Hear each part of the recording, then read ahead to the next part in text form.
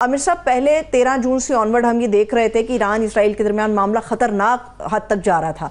फिर हमने देखा कि अमेरिका की तरफ से कहा गया कि जी 2 हफ्ते की मोहलत देते हैं। उस 2 हफ्ते की मोहलत के वेरी नेक्स्ट डे हमने यानी कि कल इतवार के रोज देखा कि उन्होंने बाकायदा तौर पर बमबारमेंट ईरान के ऊपर कर दी है। अमेरिका की शमूलियत इस खित्ते के अंदर आप किस तरह से देख रहे हैं? जी, ये इस जंग में पहले भी कोई ढकी छुपी बात नहीं थी कि अमेरिका मुलव्वस था। जाहिर है ये इसराइल जो हमले कर रहा था ईरान के ऊपर, उसके अंदर भी अमेरिका शामिल था। ना सिर्फ अमेरिका शामिल था, उसके नेटो के यूरोपियन अलाइज जो थे वो भी शामिल थे। ज़ाहिर है उनकी इंटेलिजेंस यूज़ हो रही थी, उनकी तरफ से सप्लाईज जा रही थी, उनकी तरफ से उनकी बेसिस जो है बरतानिया की, अमेरिका की सारी इस्तेमाल की जा रही थी। तो एक किस्म से पहले ही मुलव्विस था। मगर ये जो B-52 और B-2 बॉम्बर्स के ज़रिए ये ईरान के जौहरी तनसीबात के ऊपर, जो 3 बड़ी तनसीबात के ऊपर जो हमला हुआ है, ये बिल्कुल डायरेक्टली शामिल हो गया है। अब उसकी कॉन्सिक्वेंसेस हैं, उसके असरात हैं दुनिया में। अब ये बहस चल रही है। पहली बात तो ये है कि अभी ये जंग ख़त्म नहीं हुई। बहस ये चल रही है कि क्या ये एक चैप्टर का इख्तिताम था या नए चैप्टर की शुरुआत है। क्योंकि इस वक्त भी इसराइल की तरफ से भी हमले ईरान पे जा रही हैं और ईरान के भी डबल डाउन करके इसराइल के ऊपर अटैक चल रहे हैं। एक तो ये सिलसिला जा रहा है। अब इसके अंदर कुछ अननोन्स हैं। अननोन्स ये हैं कि अभी ये रिपोर्ट्स नहीं आई कि जो अमेरिका ने हमला जोहरी तनसीबात पे किया है तो उस वो किस हद तक कामयाब हुआ है। अभी अमेरिका ने खुद भी कहा है कि वो फाइनल वो बड़े पुरुमीद हैं कि जी उन्होंने अपना टारगेट हासिल कर लिया, मगर फाइनल इसकी जो है रिज़ल्ट अभी आना है। ईरान के बकौल भी और भी कई इस तरह की रिपोर्ट्स आ रही हैं कि इस बात का कभी इम्कान है कि क्योंकि ये मुतवक्के था तो उन्होंने अपनी तनसीबात में से जो जौहरी असासे थे वो पहले ही वहाँ से निकाल लिए। एक दूसरा कि क्या वाकई ही अमरीकी हथियारों ने उनके फ़र्जों में और इस्फहान में और नतान्ज में वहाँ पे वो तबाह उतनी ही की तबाही की जितनी के क्लेम किया जा रहा है। क्योंकि अगर ऐसी रिपोर्ट्स आती हैं कि पूरी तबाही नहीं हुई तो क्या ये सवाल फिर खड़ा होता है क्या अमेरिका और इसराइल दोबारा हमला करेंगे, और अगर मज़ीद करते हैं तो फिर उसके क्या असरात होंगे।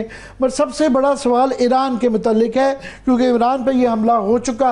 अब देखिए 30 साल से, 30 भी नहीं 50 साल से कर लें, 1979 के इस्लामी इनकलाब के बाद से अमेरिका और ईरान के जो तल्लुकात हैं वो बड़े कशीदा रहे। बहुत उसमें उतार चढ़ाव आए और 50 साल में जो किसी अमेरिकी हुकूमत या सदर ने ये इंतहाई फैसले की तरफ नहीं गए तो उसके पूरे खदशात थे उसके पीछे कि वहाँ के उसकी क्या, उससे क्या खित्ते में जंग बढ़ेगी, क्या ताबकारी होगी, क्या रिएक्शन आएगा। सो अमेरिका ने तो ये हमला कर दिया, इसराइल पहले ही कर रहा है। अब ये बड़ा सवाल है कि ईरान क्या करेगा। तो 2-3 चीज़ें हैं। पहली कि क्या ईरान जो है वो आबनाए हुर्मुज़, जो स्टेट्स ऑफ हुर्मुज़ है, ये एक छोटी सी पट्टी है ओमान की टिप जो है ईरान के साथ दरमियान में एक छोटा सा आपसे मिले खिता है समुद्री, जिसमें से दुनिया की 40 से लेके 60% तक जो है एनर्जी सप्लाईज, गैस और पेट्रोल की सप्लाईज होती हैं। तो अगर ईरान पहले बंद करता है, उसको बंद कर देता है तो उसके बहुत बड़े असरात हैं। एक तो ऑफ कोर्स तेल की जो है वो तरसील कम हो जाती है तो उसकी कीमतें पहले ही 8% के करीब तो पहले ही बढ़ गई हैं। $80 बिलियन के $80 पर बैरल का पहले ही कीमत जा चुकी है। सो अगर ये 100, 110, 20, 30, 40 पे चला जाता है तो वो तमाम दुनिया के लिए उसके बहुत असरात हैं। अमीर मुल्कों के लिए भी हैं, चीन के लिए भी हैं, जो है यूरोप के लिए भी हैं, हमारे जैसे गरीब मुल्कों के लिए भी बहुत है। इंडिया 80% जो है डिपेंडेंट है इंपोर्टेड फ्यूल्स के ऊपर। तो तमाम मुल्क के लिए मसला है। पर ईरान के लिए एक इशू ये भी है कि ईरान के जो अपने एलाइज हैं, इसमें वो मुल्क चीन और रूस जो उसको सपोर्ट कर रहे हैं, उनकी भी तरसील जब बंद होगी तो उनके क्या असरात होंगे। फिर ये है कि उसको बंद करने से जंग फैलने का ख़तरा है। जाहिर है अमेरिका उस पर खामोश नहीं रहेगा, तो वो क्या दोबारा जो उनका क्लेम है, फ़िलहाल ऐलान अमेरिका ने किया है कि उनकी तरफ से ये ख़त्म हो गया मामला, तो क्या वो इसके बाद दोबारा उस स्टेट ऑफ हॉर्मज़ को खोलने के लिए दोबारा हमले करेंगे, तो उससे जंगी फैलाव बढ़ता है। और क्या ईरान की कितनी कैपेसिटी है उसको बंद करने की, और किस हद तक और कितनी देर तक बंद कर सकता है, क्योंकि पूरी दुनिया की उससे तेल की तरसील से वर्ल्ड ट्रेड अफेक्ट हो जाती है, पूरी दुनिया जो है ऊपर तले हो जाती है। सो ये एक बहुत बड़ा फैसला है। दूसरा ईरान के लिए है कि वहाँ पे तकरीबन 40,000 के करीब अमेरिकन जो फ़ौजी हैं वो ख़ित्ते में अमेरिकन बेसिस पे हैं, बहरीन में हैं, कुवैत में हैं, कतर में हैं, यूएई में हैं, सऊदी अरेबिया में हैं।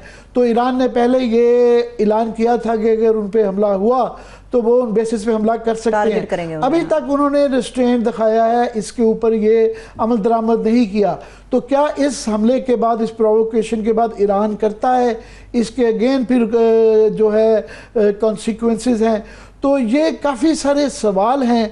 तीसरा जो एक और अननोन है या एक और सवाल है जी, ईरान के जो खित्ते में हलीफ हैं जैसा कि हूती हैं, तो क्या जो है अभी तक लेबनान में या जो हमास है वो खामोश बैठे हुए हैं। हुसियों की तरफ से आज आमिर साहब रिएक्शन पहला आ गया, उन्होंने कहा कि हम ईरान के इशारे का इंतजार कर रहे हैं। जी, उन्होंने इशारे का, तो अगर वो बढ़ता है तो वो आप देखें हुसी जो है ये एक तो स्टेट्स ऑफ हॉर्मज़ है, एक सऊदी अरेबिया के पल्ली तरफ पे जो है रेड सी, वो दूसरा रास्ता है जो कि आगे यूरोप को जो है सुएज कनाल के ज़रिए तरसील जाती है, वो भी अगर रुक जाता है तो वो भी एक बहुत बड़ा एलिमेंट है।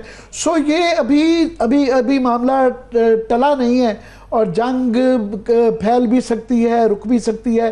फ़िलहाल लेटेस्ट ये है कि ईरान के फॉरेन मिनिस्टर जो हैं वो पुतिन से मिलते हैं। देखना ये होगा कि चीन और रूस का पहले ही बड़ा सख्त रिएक्शन है, ज़ाहिर उन्होंने मजम्मत तो की है, मगर प्रैक्टिकल तौर पे वो क्या करते हैं इस जंग में, ईरान के साथ खड़े होते हैं नहीं खड़े होते हैं।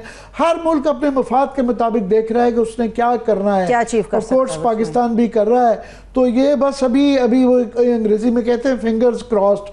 तो हम भी इस वक्त तैयार रहना चाहिए कि इसके मुज़मरात, क्योंकि हमारा बॉर्डर है ईरान है, और अभी ये भी नहीं पता कि खुदा न खास्ता ये हमलों में अभी तक क्या कोई ताबकारी तो नहीं हुई, क्योंकि हमारा बिल्कुल जो बॉर्डर साथ लगता है ये भी रिपोर्ट्स भी नहीं आई।